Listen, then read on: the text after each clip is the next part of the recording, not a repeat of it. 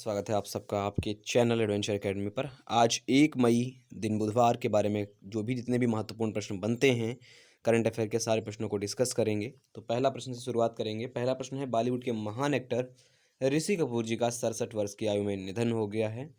ऋषि कपूर जी का जो निधन हुआ है वो कैंसर रोग के कारण हुआ। कैंसर ने पहली बार पुष्टि हुई थी 2018 में, और 2018 के बाद इन्होंने 1 वर्ष तक इलाज कराया है अमेरिका के न्यूयॉर्क में।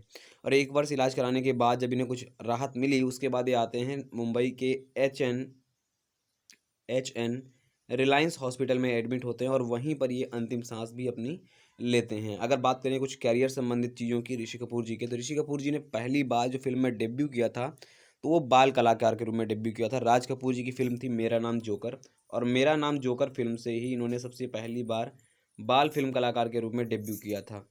ठीक है, मेरा नाम जोकर फिल्म से, तो उसमें बाल कलाकार के रूप में जो निर्दिष्ट हुए। उसके बाद सबसे पहली बार मुख्य किरदार के रूप में जो अभिनीत फिल्म थी वो थी बॉबी।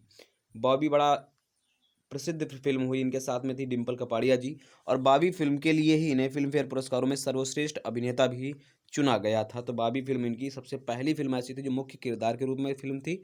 और मेरा नाम जोकर फिल्म में, जो कि इनके पिताजी के राज कपूर साहब जी की फिल्म थी, उसमें एक बाल कलाकार के रूप में नजर आए थे ऋषि कपूर जी। और ऋषि कपूर जी की अगर मैं जन्म की बात करूं तो ऋषि कपूर जी का जो जन्म हुआ था वो 1952 में हुआ था। ऋषि कपूर जी का जन्म 1952 में हुआ था, 4 अप्रैल को। ठीक है, तो 30 अप्रैल को इनका निधन हुआ। तो इतनी सारी चीज़ें आप लोगों को याद रखना है कि कब कब इनकी पहली फिल्म कौन थी, किस फिल्म में बाल कलाकार के रूप में डेब्यू किया, किस वर्ष जन्म हुआ, और किस रोग से पीड़ित थे। और एक चीज़ और इम्पॉर्टेंट है कि इनकी जो ऑटोबायोग्राफी क्या है, तो आप बताइएगा खुल्लम खुल्ला। ये बहुत एग्जाम में पूछी जा सकती है आपसे, खुल्लम खुल्ला। तो खुल्लम खुल्ला इनकी ऑटोबायोग्राफी है। इन्होंने अपने बारे में सब कुछ बताया इस बार ऑटोबायोग्राफी में। मित्र, दोस्त, दुश्मन, सारी चीज़ों को डिस्कस किया है, किस किस समय से गुजरे हैं। तो ये आपसे इम्पॉर्टेंट है, आपसे पूछी भी जा सकती है एग्जाम में। चलिए दूसरे प्रश्न से चलते हैं। दूसरा प्रश्न हमारा है कि आंध्रा बैंक के पूर्व प्रबंध निदेशक व मुख्य कार्यकारी अध्यक्ष सुरेश एन पटेल को केंद्रीय सतर्कता आयोग में सतर्कता आयुक्त पद पर नियुक्त किया गया है। तो सबसे पहले बात हम समझें इस बात को लेकर के कि केंद्रीय सतर्कता आयोग क्या है, उसके बाद सारी चीज़ों को समझेंगे। केंद्रीय सतर्कता आयोग का मुख्य काम होता है कि जितने भी अधिकारी हैं, जितने भी कह सकते हैं कि सरकारी अधिकारी हैं, उनके ऊपर भ्रष्टाचार की जांच करना केंद्रीय सतर्कता आयोग का मुख्य काम होता है। और साथ साथ में केंद्रीय सतर्कता आयोग की अगर हम बात करें तो केंद्रीय सतर्कता आयोग का जो गठन किया गया था वो के संथानम समिति, मैं लिख दे रहा हूँ यहाँ पे, के संथानम समिति, के संथानम समिति के अनुदेश पर या के कहने पर वर्ष 1964 में किया गया था। इन्होंने कहा कि जितने भी देश के अच्छे नौकरशाह हैं, जितने भी सरकारी सेवारत अधिकारी हैं, उनके ऊपर भी एक ऐसी समिति होनी चाहिए, एक ऐसा आयोग होना चाहिए जहां से उनकी जांच हो सके भ्रष्टाचार संबंधित मसलों की। तो 1964 में केंद्रीय सतर्कता आयोग बना। फिर आती है दूसरी चीज की केंद्रीय सतर्कता आयोग अधिनियम आता है। तो केंद्रीय सतर्कता आयोग जो अधिनियम आता है वो आता है 2003 में। उसमें कुछ चीज़ें कही गई हैं, वो देख लेते हैं फटाफट क्या चीज़ें कही गई हैं केंद्रीय सतर्कता आयोग अधिनियम में। इसमें कहा गया कि केंद्रीय सतर्कता आयोग में नंबर 1 पहली चीज़ तो आपके होंगे कौन, एक केंद्रीय सतर्कता आयुक्त होगा, केंद्रीय सतर्कता आयुक्त होगा। और 2 व्यक्ति ऐसे होंगे जो केंद्रीय सतर्कता आयोग में सतर्कता आयुक्त का काम करेंगे, यानी कि वो केंद्रीय नहीं होंगे, लेकिन 2 व्यक्ति ऐसे होंगे जो काम करेंगे सतर्कता आयुक्त पद पर। तो इन्हीं सतर्कता आयुक्त पद पर 2 में से एक व्यक्ति कौन चुने गए हैं, सुरेश एन पटेल जी को। अब आपसे ये प्रश्न बहुत इंपॉर्टेंट हो सकता है कि केंद्रीय सतर्कता आयुक्त हमारे यहाँ कौन है। तो आप लोगों को मैंने 2 या 3 दिन पहले करंट अफेयर की क्लास में बताया था कि केंद्रीय सतर्कता आयुक्त कौन है। तो संजय कोठारी जी को नया केंद्रीय सतर्कता आयुक्त बनाया गया है। तो केंद्रीय सतर्कता आयुक्त कौन है, संजय कोठारी जी। और आंध्रा बैंक के सुरेश एन पटेल जो मुख्य एमडी या सीईओ रह चुके हैं, सुरेश एन पटेल को केंद्रीय सतर्कता आयोग में सतर्कता आयुक्त पद पर नियुक्त किया गया है। तो बात क्लियर हो गई कि केंद्रीय सतर्कता आयोग का गठन वर्ष 1964 में होता है, के संथानम समिति के अनुदेश पर होता है। और दूसरी चीज, केंद्रीय सतर्कता आयोग अधिनियम के अनुसार केंद्रीय सतर्कता आयोग और 2 अन्य सतर्कता आयोग नियुक्त होते हैं। अब एक और इम्पॉर्टेंट बात कि इनके कार्यकाल की, तो इनका कार्यकाल जो तारीख से जिस तारीख से नियुक्त होते हैं उसके 4 साल तक, और अधिकतम अगर आयु की बात करूं तो अधिकतम 65 वर्ष तक की आयु तक के लिए पद पर रह सकते हैं। तो ये तो बात हो गई आपके केंद्रीय सतर्कता आयोग के, सारी चीज़ें मैंने डिस्कस करी हैं इस चीज़ के बारे में, ठीक है। चलिए आगे देखते हैं। आगे है the global report on internal displacement की, यानी कि ग्रिड की रिपोर्ट के अनुसार भारत में 2019 में 5 मिलियन लोग विस्थापित हो गए हैं, जो दुनिया में कह रहा है सर्वाधिक है। देखिए अगर मैं बात करूं विस्थापन की, तो लगभग तकरीबन लोग 145 देशों में पहुंचे हैं, अलग अलग देशों में। तो 5 मिलियन लोग केवल भारत से विस्थापित हुए हैं 2019 की लिस्ट के अनुसार। बात समझ सकते हैं कि यानी कि लोग प्रवासी भारतीय के रूप में बदल चुके हैं, लोग प्रवास पर रहने लगे हैं, बाहर रहने लगे हैं। जो भी लोग कमाने के उद्देश्य से या इसी कई बहुत बहुत सारे उद्देश्य उसमें मोटो हो सकते हैं। तो 5 मिलियन लोग यहाँ से विस्थापित हो चुके हैं, जो दुनिया में सर्वाधिक रेट है। अगर मैं बात करूँ तो इस 2019 में तो लगभग 33 दशमलव, पूरी दुनिया की मैं डेटा बता रहा हूँ, 33.4 मिलियन लोग पूरी दुनिया में विस्थापित हुए हैं। और उसमें अकेले भारत में कितने लोग विस्थापित हुए हैं, तो 5 मिलियन लोग अकेले भारत में ही विस्थापित हुए हैं। तो ये तो डेटा हो गया। तो 145 देशों में ये प्रसार हुआ है, जो 5 मिलियन लोग गए हैं। बाकी के अलग की मैं डेटा बता रहा हूँ, ये वर्ल्ड लेवल का डेटा है। 33.4 मिलियन लोग जो अलग अलग देशों में प्रसारित हुए हैं, यानी कि बहुत बड़ी बात है, बहुत बड़ी संख्या है कि 5 मिलियन लोग भारत से 2019 में अलग अलग जगह पर शिफ्ट हो गए, ठीक है। तो चलिए ये रिपोर्ट थी ग्रिड की। आपसे एक्यूरेट डेटा पूछा जा सकता है कि ग्रिड के अनुसार भारत में 2019 में 5 मिलियन लोग विस्थापित हो गए हैं। तो एक्यूरेट नंबर आप याद रखिएगा, accurate number is a very important, ठीक है। अगला प्रश्न देख लेते हैं। 2021 की पुरुष विश्व कप मुक्केबाजी चैंपियनशिप की मेजबानी सर्बिया को सौंपी गई है। पूर्व में यह मेजबानी भारत को मिली थी।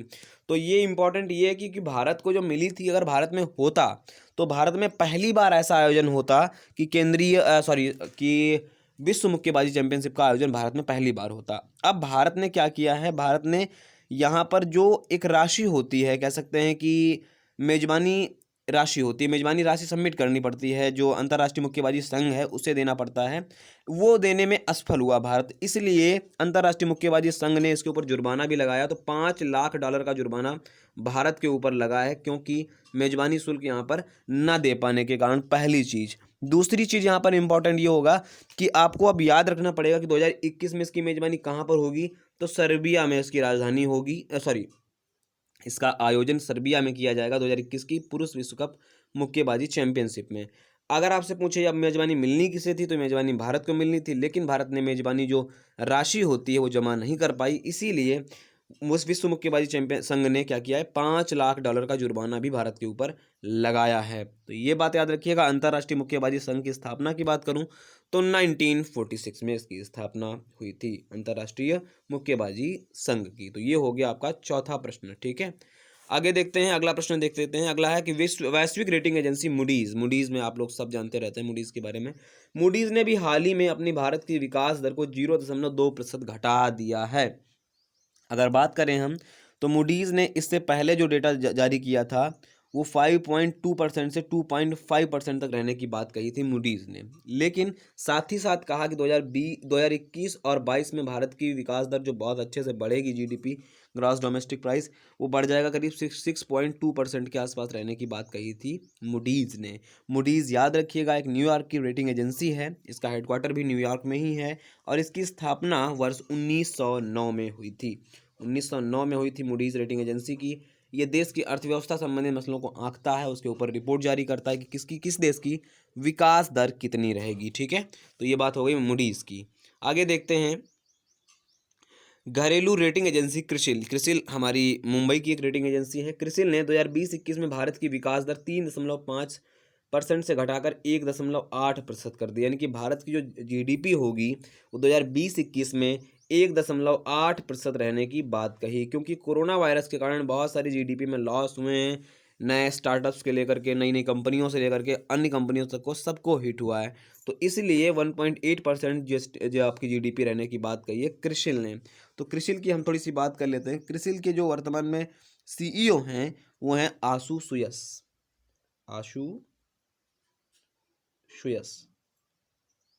आशु सुयस जी इसके वर्तमान में कौन है, सीईओ। हेडक्वार्टर इसका मुंबई है। तो इतनी बात आपको याद रखनी है, ठीक है। आगे देखते हैं पीएनबी यानी कि Punjab national bank housing finance ने अपना नया एमडी यानी कि मैनेजिंग डायरेक्टर, हिंदी में कहूँ तो प्रबंध निदेशक व सीईओ नीरज व्यास को चुना है। ठीक है, मुख्य कार्यकारी अध्यक्ष और एमडी नीरज व्यास को चुना है। नीरज व्यास को बहुत लंबा अनुभव है बैंकिंग सेक्टर में, और ये पीएनबी हाउसिंग फाइनेंस के जो पूर्व एमडी या सीईओ थे उनका नाम था संजय गुप्ता, तो उनका स्थान लेंगे, रिप्लेस करेंगे उनको, संजय गुप्ता को। तो कौन नए पद पर कौन बैठा है, तो नीरज व्यास जी बैठे हैं। अगर हम बात करें पीएनबी हाउसिंग फाइनेंस की हेडक्वार्टर की, तो न्यू दिल्ली में है, याद रखिएगा। ठीक है, न्यू दिल्ली में है। आगे देखते हैं, लेखक उमा बाला सुब्रमण्यम की नई पुस्तक सयाजी राव गायकवाड़ महाराजा ऑफ बड़ौदा, ये किताब है सयाजी गायकवाड़ महाराज ऑफ बड़ौदा। इस पुस्तक में बताया गया है कि किस तरीके से गायकवाड़ जो परिवार था वो अंग्रेजों के विरुद्ध लड़ता है, क्रांति करता है, उसी सारी इर्द गिर्द कहानियों को पिरोता हुआ ये किताब लिखी हुई है, सयाजी गायकवाड़ महाराजा ऑफ बड़ौदा। ये किसकी पुस्तक है, तो उमा बाला सुब्रमण्यम की पुस्तक है। याद रखिएगा, आपसे पूछा जा सकता है, हमारे राजसी परिवार का एक हिस्सा रहे गायकवाड़ परिवार, तो ये आपके एग्जाम के लिए भी पूछा जा सकता है। आगे देखते हैं, अगला प्रश्न हमारा है, आयुष्मान दिवस 30 अप्रैल को भारत सरकार द्वारा मनाया गया। अब आयुष्मान दिवस की अगर आपको याद ना हो तो मैं आयुष्मान के बारे में थोड़ी सी आपको अपडेट दे दूं, क्योंकि इसी 30 अप्रैल 2018 को दुनिया की सबसे बड़ी स्वास्थ्य योजना प्रधानमंत्री जन आरोग्य योजना को लॉन्च किया गया था रांची शहर से। ठीक है, तो इतनी बात आपको याद रखना है कि 30 अप्रैल 2018 को ही आयुष्मान भारत योजना कह लें या हम प्रधानमंत्री जन आरोग्य योजना कह लें, उसको लॉन्च किया गया था। और आयुष्मान भारत दिवस को मनाने का एक मोटो रहता है कि सामाजिक आर्थिक जनगणना है, जातिगत जनगणना है, उसका डेटाबेस तैयार करें और उसके आधार पर जो दूर दराज व्यक्ति हैं उन्हें बेहतर चिकित्सा या मूलभूत सुविधाएं मिल सकें। ठीक है, ये एक मेन मोटो रहता है कि जो भी लोग दूरस्थ क्षेत्र में जी रहे हैं, जिनकी आर्थिक स्थिति खराब है, उनको भी बेहतर व्यवस्था मिल सके। और इसके अलावा आपको एक बात और याद रखना पड़ेगा, फैक्ट है कि इसमें आयुष्मान जो योजना है इसमें 5 लाख रुपए का हेल्थ कवर बीमा दिया जाता है एक परिवार के रूप में। तो ये 5 लाख रुपए का जो दिया जाता है वो 60-40 का रेशियो होता है। जो राशि होती है इसमें 40% स्टेट गवर्नमेंट वहन करती है और 60% का जो डेटा रहती है वो सेंट्रल गवर्नमेंट वहन करती है। तो आपको इतनी बात याद रखना है कि आयुष्मान भारत योजना में कितना राशि होती है, तो 5 लाख रुपए राशि होती है, 60-40 का रेशियो रहता है, पूर्णतः केंद्र संचालित योजना नहीं है। और आयुष्मान भारत दुनिया की सबसे बड़ी हेल्थ कवरेज योजना है, ये भी हमें याद रखना है। तो अगला प्रश्न देख लेते हैं, केंद्र सरकार ने टीएस तिरुमूर्ति को संयुक्त राष्ट्र में अपना नया राजदूत व स्थायी प्रतिनिधि के रूप में नियुक्त किया है। वे सैयद अकबरुद्दीन का स्थान लेंगे। याद हो, विदित हो, सैयद अकबरुद्दीन वही व्यक्ति जिन्होंने भारत के पक्ष में बहुत बार लड़ाई करी है, यूएन में बहुत बार अपने अपने ऐसे विषय रखे हैं जिसके बाद पाकिस्तान को मुंह की खानी पड़ी। तो टीएस तिरुमूर्ति नए संयुक्त राष्ट्र में राजदूत व स्थायी प्रतिनिधि के रूप में काम करेंगे भारत के। तो ये आपके लिए मोस्ट इंपॉर्टेंट क्वेश्चन आपके लिए बन जाएगा कि भारत के स्थायी प्रतिनिधि के रूप में यूनाइटेड नेशन में कौन नियुक्त हुए हैं। तो टीएस तिरुमूर्ति जी संयुक्त राष्ट्र में अपने नए राजदूत व स्थायी प्रतिनिधि के रूप में काम करेंगे। तो ये थे आपके आज के 10 क्वेश्चन। कैसा लगा वीडियो आप जरूर अपनी राय कमेंट बॉक्स में दीजिएगा। वीडियो को लाइक करें, शेयर करें और चैनल को सब्सक्राइब करना ना भूलें और बने रहें हमारे साथ। नमस्कार।